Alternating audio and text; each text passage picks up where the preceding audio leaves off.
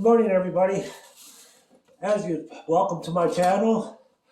If you're not a subscriber, please subscribe to my channel. It'll help me out. I have a free giveaway going on for the first 100 subscribers. And once I get to 100 subscribers, I will be giving a free giveaway. So be sure to subscribe and be sure to hit that like button if you like this video. If you watched my previous videos on my orchids, I've had some real bumps in the road.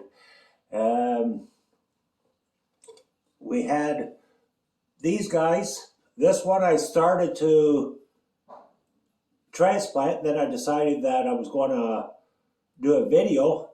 So I cleaned it up a little bit, chopped off some of the roots that I left on the last time. I had, like some people left them on and some people didn't. I decided when I transplanted that one in my Jello container that it would be a little support. Well, it doesn't. These roots are dead. So I decided to just chop them right off and clean it up a little bit more. And that's exactly what I did. And I'm left with this now. The reason I'm transplanting it again is because it was sitting way out of its pot and I really didn't like it. And I just thought if it starts growing new roots and getting established and then I transplant it in a couple of months, I'm just defeating the purpose. So as you notice, when I first transplanted it, it was really compact with moss. I've got turned off about that and listened to a few more videos, and actually using moss is a good thing. So I'm going to go easy with the moss. I threw moss in the pot, and mind you, I had this pot sterilized. I drilled a couple more air holes in it on the side because on the side there was no air holes. I've only did about 8 all the way around this pot, but it's really nice at the bottom. Lots of air ventilation. On the side there's even little grooves that were cut out to let the air circulate underneath, but nothing on the sides. So I just drilled 8. I'm a beginner. I do not claim to be an expert. And the way I figure it is, if down the road, if I need to drill more holes, I can. And actually, I think this will be sufficient. I added a little bit more pearl, or in my orchid mix, there's not too much perlite. So I want, it's pretty big chunks of wood. There should be enough air movement, air circulation in the soil. But just to be on the safe side, I added some perlite. You don't necessarily have to do it. That's up to you. That's your call. Everything you do with your orchids, even transplanting, even if you do all the research in the world, it all depends on the environment you're in. What is right, what is wrong, may not be necessarily right or wrong to the other person. So everything you do is actually an experiment. So, I didn't use any moss in these other little guys. And this one, I used moss at top just to make it look nice. This is the one I dropped, and I was scared to transplant it. And lo and behold, I've got new buds coming. The old buds are dying off, but I've got new buds coming. So, transplant. When I knocked it over, there was no roots hardly whatsoever. I had to transplant it. I transplanted it in a smaller pot. I must have did something right because the plant's coming back. I was going to cut the flowers and just save the mother plant, and I just didn't have the heart. And I kept a real good eye on it, but so far so good. I am not going to cut the flower stakes. I'm going to let nature take its course and keep an eye on it. If I see the plant starting to die, I will take the flower spikes off. But getting back to the one that we're going to transplant, I already disinfected it with peroxide after I cut it. I used sterile scissors. Make sure everything's sterile. I never did put gloves on, but I did cut the roots, and I see people using gloves, so like, you know, I don't want to enter any bacteria from handling this, so I'll wear the gloves. So we do have our moss in there, and I'll add a little bit of the median. Don't use potting soil. Make sure you go to your local greenhouse and get the proper. This one is not any particular brand name. I just starting this, so I started with I trust the greenhouse on their orchid mix, and if down the road I try other ones and I find they do better, then maybe I'll change. But for now, it's like everything else. It's an experiment, like, you know. And I'll show you a couple of my other plants after transplanting them, and I'm very, very pleased. Now, I'm trying to get this centered, but it's not going to be centered because I really don't want to damage these roots. So we're going to just leave it like that. It's not quite centered, and that's all right.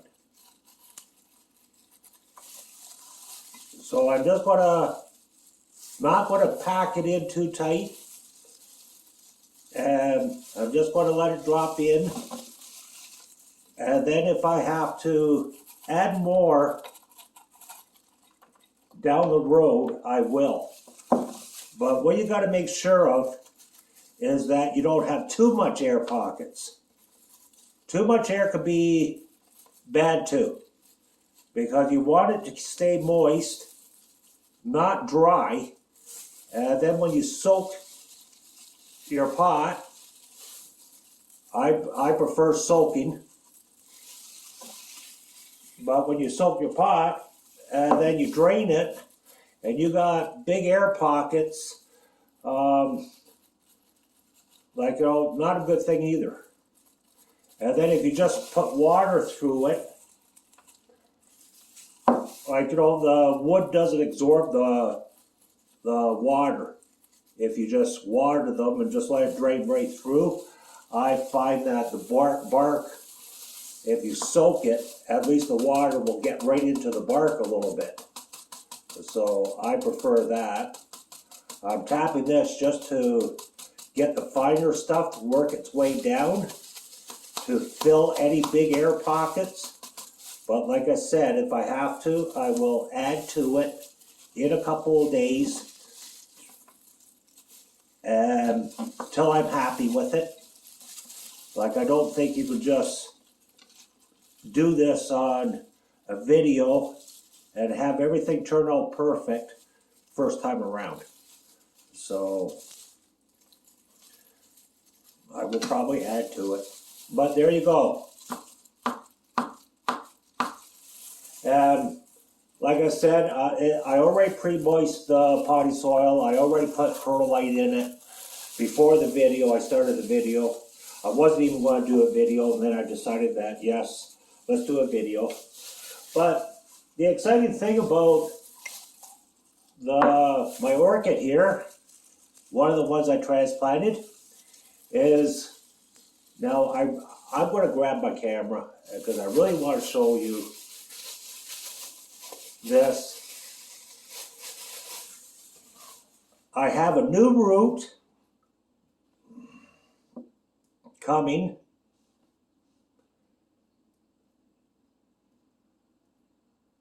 Can't really see it right now. Oh, there it is. And I have a new plant spike coming. And I got a new leaf coming. And this is all within, I think it was November the 5th that I I don't know how I'm going to do this, but here, how about we do it this way so I can see what I'm doing. So anyhow, I think you can, well, let's get it from behind. There's the new spike, new root there. I don't know if you really see it.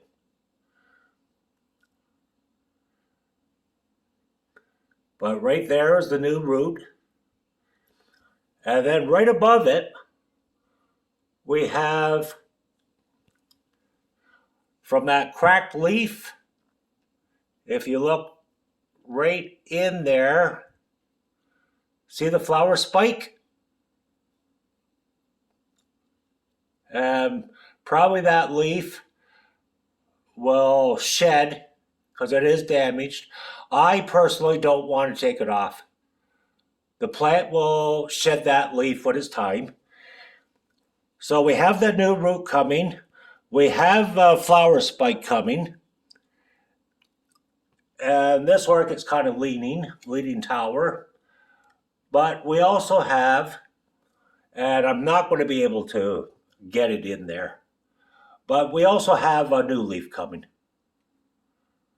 So since November the 5th, it has done excellent. So I'm hoping that new roots will grow.